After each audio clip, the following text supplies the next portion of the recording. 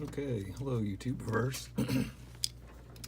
Today I'm going to show you how I did the suspension on this Mustang, or I've done 4 of these cars so far. This Mustang was the second one. It's a very robust system. You can really push on it and play with it hard. I don't have a flat surface here right now.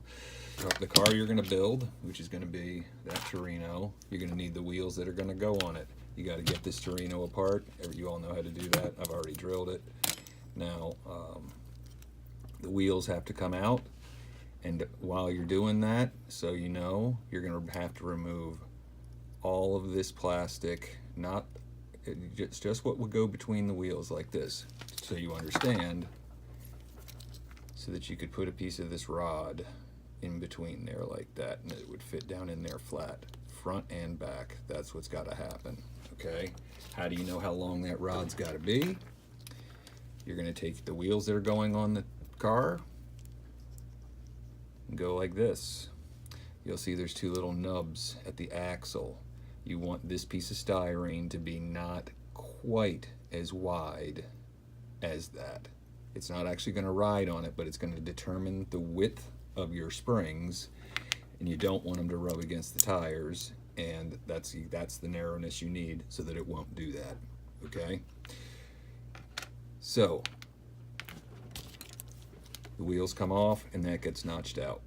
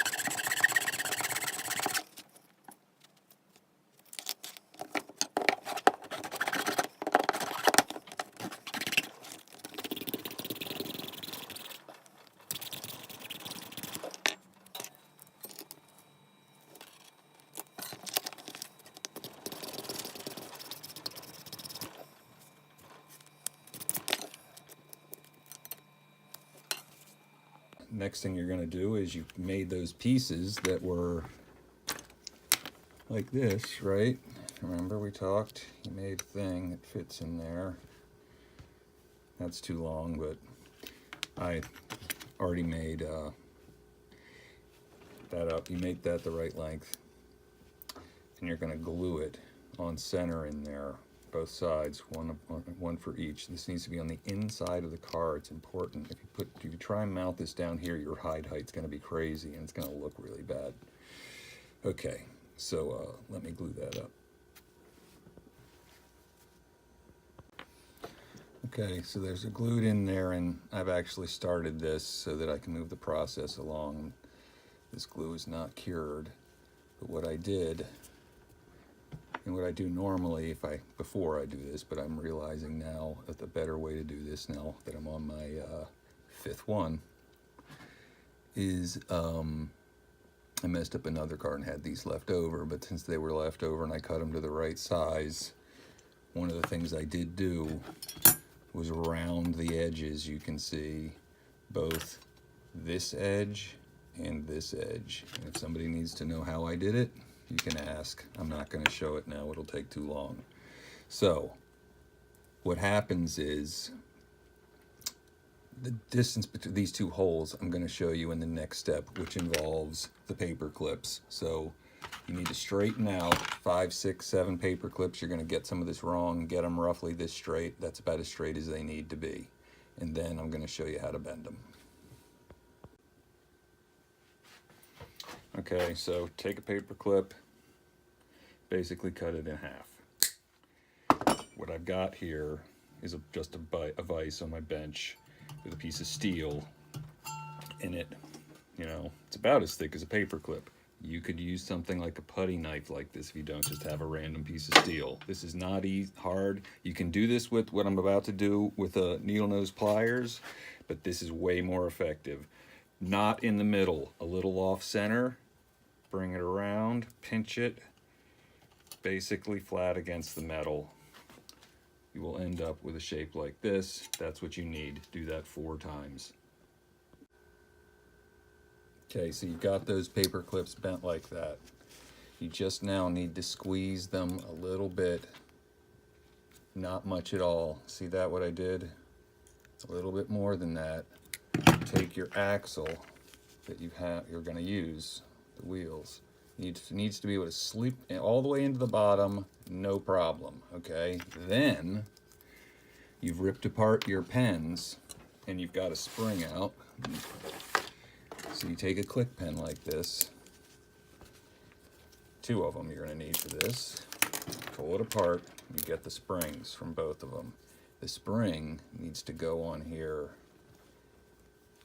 You squeeze it together. It needs to go on there and be able to move nicely. Sorry about the camera work. Okay, do that 4 times. Get them like that. Those are these guys. Now, you cut the springs in half. And then you end up, you know, with spring halves that look like that. So, once you've done this bend, and you've sized out that wheels on there that the axle slides nicely, and you do this and you hold it up to that, and that's the distance you need for these holes, is that distance. I already know what it is. I've done it twice on this. I'm going to show you how. I'm just going to drill these out real quick. Not quite against the base. The spring's going to need to get down in between the base side all the way down and seat itself on the little styrene padding, you know, a little block we're making here.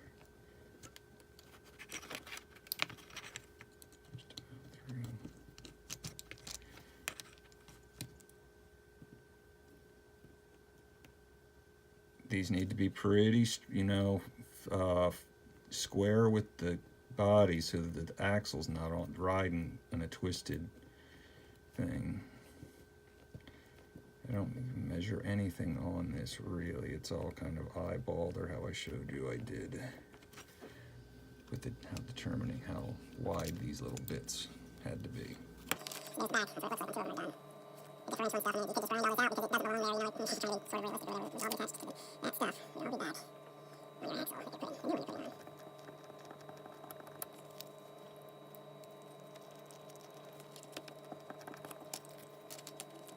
Thing on anti-policy sharp pin rights that I'm using. If you don't own one, I mean, they're at hobby stores or the Amazons will bring you one if you ask. They usually come with a bunch of bits. I'm sure this one came with one. I've got a bunch of these things, as it turns out. My Straddles have brought me 3 or 4 pin vices somehow or another. Your axles and 2 springies. You're going to slide the axle on here. You want these edges, when you bend them, this is where really, see how they're not the same length? That's good. This, where they're close like this, not so great. Not going to matter in the end. All that's going to get cut off, but this is with regards to assembly.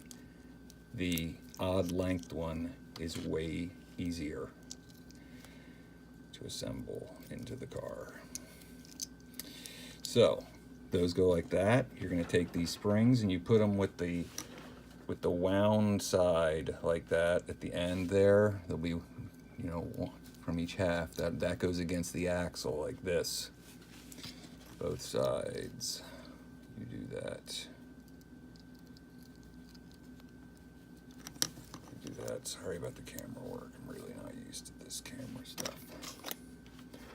Okay, so we see these holes. We're gonna be pushing these guys through here. Like that. Now once you get this one side started, don't just jam it down, because it's a lot easier to do the other side before the other one is seated. There, you see how that's coming through there? And these holes you've drilled are going to self-space out these clips. That's why they didn't need to be, like this one's twisted. See, but it's spaced out. I did the test with it's gonna work just fine. You don't got to get crazy thinking, oh, like that's got to be untwisted, but the car is going to untwist it for you. So there we go. It goes down. The springs don't rub the tires. It's wobbly because it's a little wobbly, but you're going to see that these things that I make here, they don't need to be there. They're just to make it look like it's got a linked suspension from the side. And I haven't figured out how to make this not be so wonky and ugly, this bend here. If anybody's got an idea, let me know. I'm going to show you how I did that. And I've been thinking if I've tried other things, I haven't come up with something that's satisfactory. Okay, so there's that. I will, we're not going to put the front wheels on yet because I just show you how we're going to run this ride height all the way at the top, like with the springs fully unloaded, basically. And the way you're going to do, you need a little, like a marker here. Okay, so to set the ride height the way so it's even, you're going to be bending these guys. We're going to leave this one at basically full on load or just barely compressed when they're just sitting.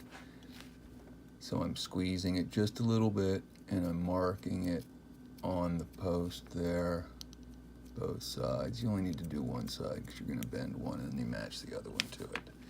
Okay, so now I'm going to really compress it, okay, so that I can get comfortably to where the mark is with the needle nose.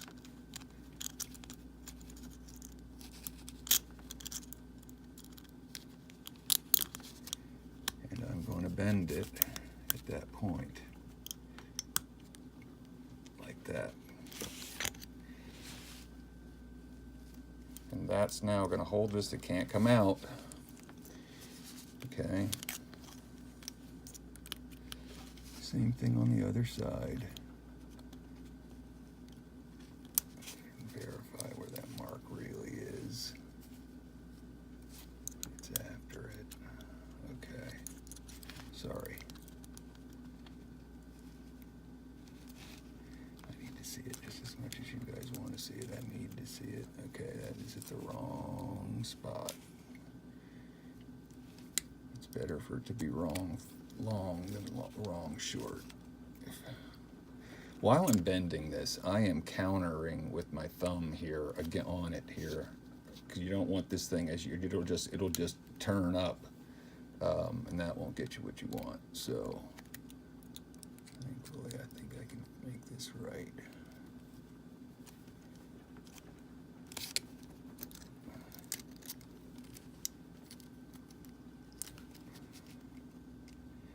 Okay, now do the other sides. And this one I've got to compensate a little bit more.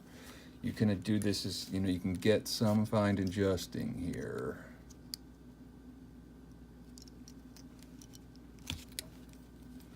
It's getting pretty even, the ride height, without even checking it. It's hard for me to check it on camera and for me to show it to you guys, for you. But anyway, so we got to bend the other one here.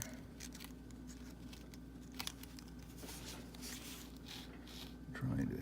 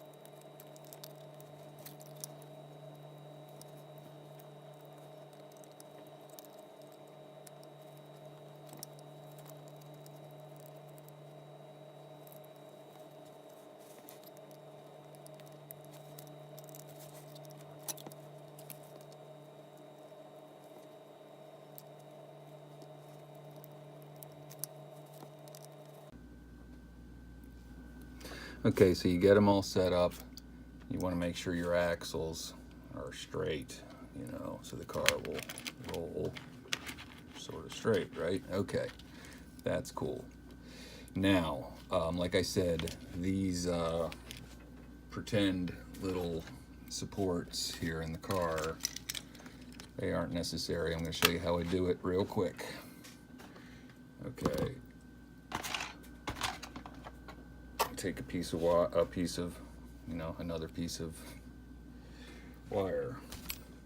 You can do this with a needle nose plier, but I have a little tool. I think it's a model railroading thing. I'm making a round end here, not like the wheel, not unlike the wheel thing, but not like that. Okay. Then I'm going to bend it, and this is actually going to work better with a needle nose. I've done this in a vise and all kinds of things, and I just haven't, not happy with it, but I'm going to show you the way I've been doing it. So, right, I try and get it over like that. I'm trying to roll it completely over. Now I'm going to take it and like crimp it with this just a little bit. It's got to be, you got to have enough room for the axle to fit in there. Okay, that's all I'm going to do for now. I've already pre-made one. It's really sloppy, but I'm going to use it anyway. Okay, so what's going to happen is, see those hook onto an axle, okay, and then they penetrate the base. I've done a couple different setups, like here, the back one goes to the outside, and the middle goes to the inside. This is the car I made for a failed video. This is the same car, but it's set up like this, and that's what I'm going to do here. So look, I'm going to drill 4 holes in this base.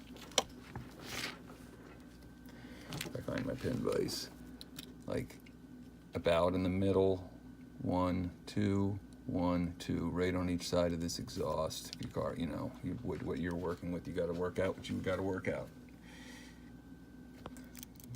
This front is it has almost no travel the way the base is made. It's okay, it's going to look cool, but that's how it is. This one's going to have rake to it. These springs were short on this pin when I cut it in half. That's how it went. So, okay, quickly, the back.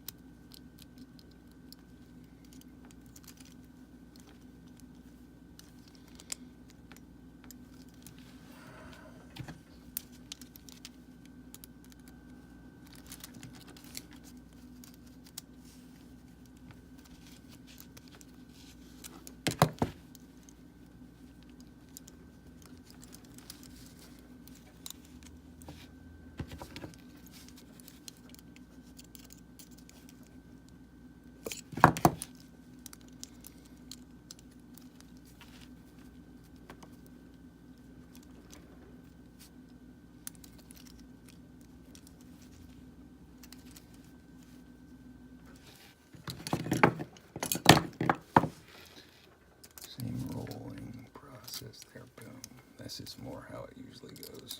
I fought that front end one for some reason. Okay.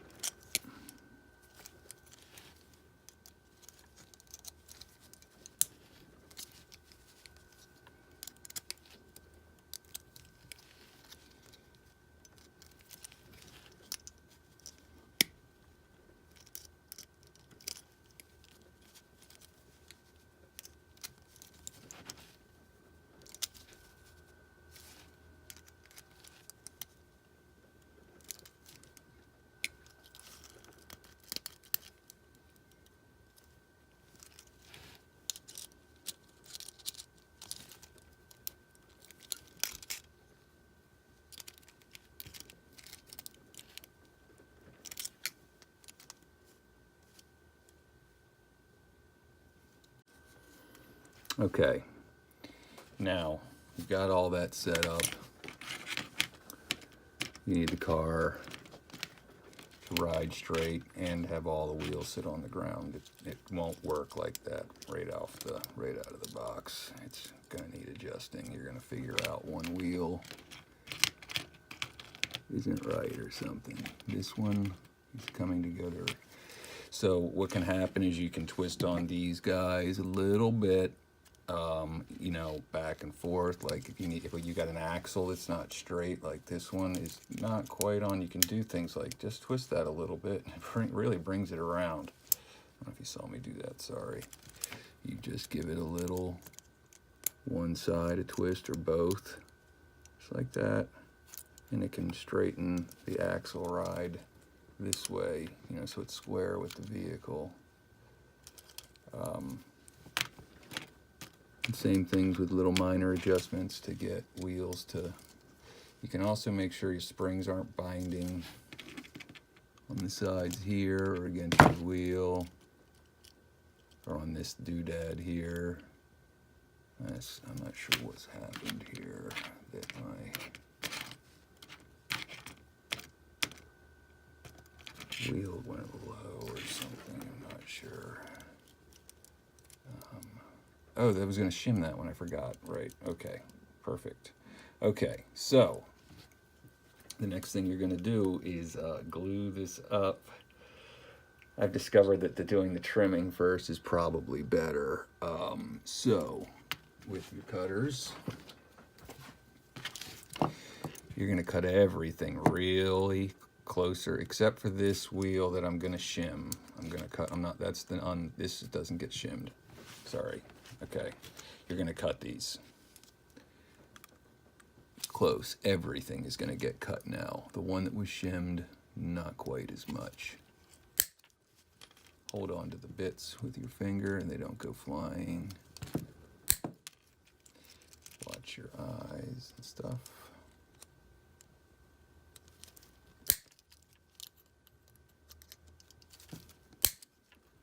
We got to get the interior back in this car, which is going to require some surgery on the interior of the car.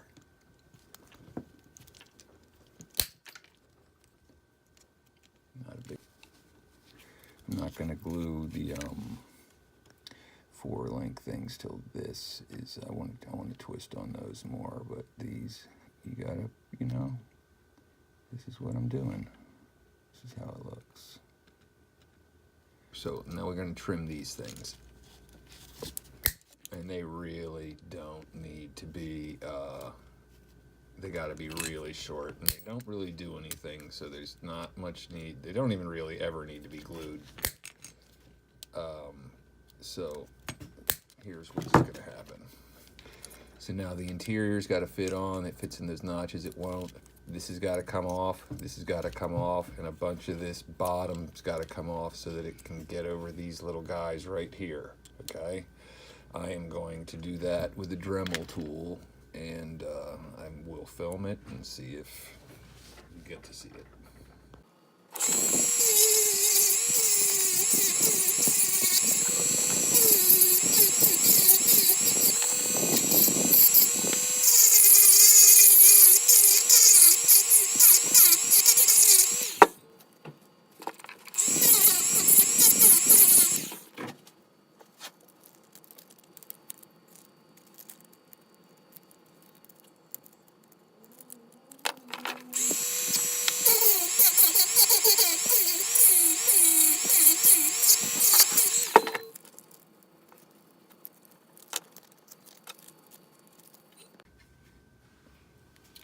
Okay, filed on that a bunch. This is what you end up with. It goes there, glazing's in.